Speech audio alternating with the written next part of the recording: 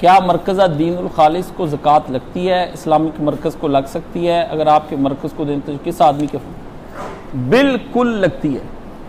मरकज़ में अपनी ज़कातें जमा कराएं। जुमा यहाँ पढ़ते हैं तो ज़कातें भी यहाँ पे जमा कराएं। जो जहाँ पढ़ता है वो वहाँ पे कराए। शिया के हाँ ये असूल है कि जिस आलम के पास हो उसके पीछे जुमा पढ़ते हैं और उसकी बात मानते, उससे मसले पूछते हैं, सारा खुमस ले जाके उसके हाथ में रख देते हैं और फिर वो उसे मस्जिदें तमीर करता है, किताबें तालिब इल्म पढ़ाता है।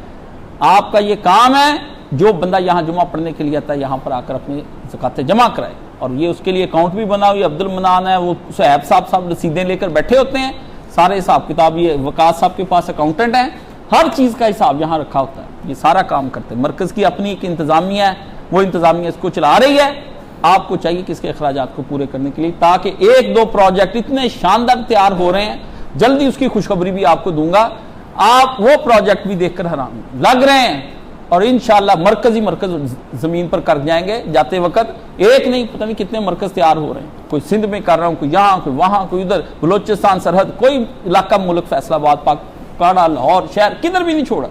शुरू लोगों को कहा दीन का काम करो, फैलाओ बात को, दीन को। मेरे शागिर्द जहां जहां बैठे हैं वो सुने और फैला दें इसको, दीन को, जहां तक कि हम जा मिले हजरत ईसा अलैहिस्सलाम की फौज के साथ और बातिल का मुकाबला करें और ओढ़ के रखते कुफर का सारे के सारे, और खुदा के दीन पूरा हो जाए, नूर तौहीद का इत्माम हो जाए और खुदा का नूर फैल जाए पूरी दुनिया के अंदर। यही इसका एक मकसद है, इसके अलावा कोई और मकसद जीने का नहीं है।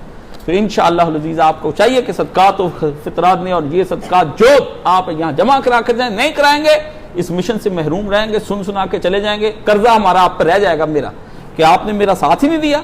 और कितने बेबदबख्त हैं कि मेरे साथ चले थे शुरू में काफिले के और वो फिर बाद में भाग गए, खुदा ने उनको कबूल ही नहीं किया अपने दीन के लिए, और लोगों को कबूल कर दिया। कुरान में आया कि हम उनकी इमामत हटा के दूसरों को कबूल कर लेते हैं।